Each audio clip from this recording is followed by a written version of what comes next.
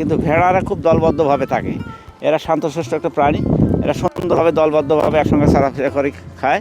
এই জন্য ছাগল ভেড়া পালাটাও অনেক সহজ। গাইস, আসসালামু আলাইকুম।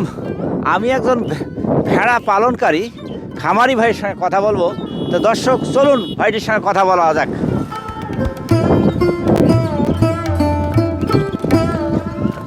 আসসালামু আলাইকুম। আসসালামু আলাইকুম। ভালো আছেন? এগুলো আপনার ভেড়া? কতগুলো ভেড়া এখানে আছে?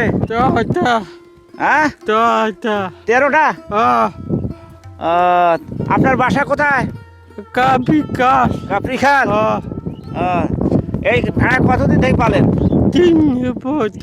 3 বছর থেকে। 3 বছর থেকে। আচ্ছা, তাহলে আপনার শুরু করছিলেন কয়টা ভেড়ার থেকে? দুটো ভেড়া দিয়ে। এখন 13টা হয়েছে। এর মধ্যে বিক্রি করছিলেন? বেচছেন না? ভেড়ার কয়টা করে বাচ্চা হয়? 3টা। বছরে কয়বার বাচ্চা দেয় ভেড়া? 2বার দেয়। আচ্ছা, ছাগল পালা সহজ না ভেড়া পালা সহজ? কোনটা ভালো? ভেড়া পালা বেশি ভালো।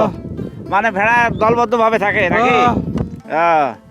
হ্যাঁ দর্শক, শুনলেন, এই দেখুন, এই ভেড়াগুলি আসলে দলবদ্ধভাবে এরা চরে একসঙ্গে। এরা কিন্তু আসলে পাল ছাড়া কোনো এককভাবে কোনো জায়গায় থাকে না, সবাই একসঙ্গে থাকে। এইটা ছাগলের চেয়ে ভেড়া পালা সহজ। এই কারণে ছাগল তো এদিক ওদিক ছুটাছুটি করে, কিন্তু ভেড়ারা খুব দলবদ্ধভাবে থাকে। এরা শান্তশিষ্ট একটা প্রাণী, এরা সুন্দরভাবে দলবদ্ধভাবে একসঙ্গে চলাফেরা করে খায়। এই জন্য ছাগল ভেড়া পালাটাও অনেক সহজ।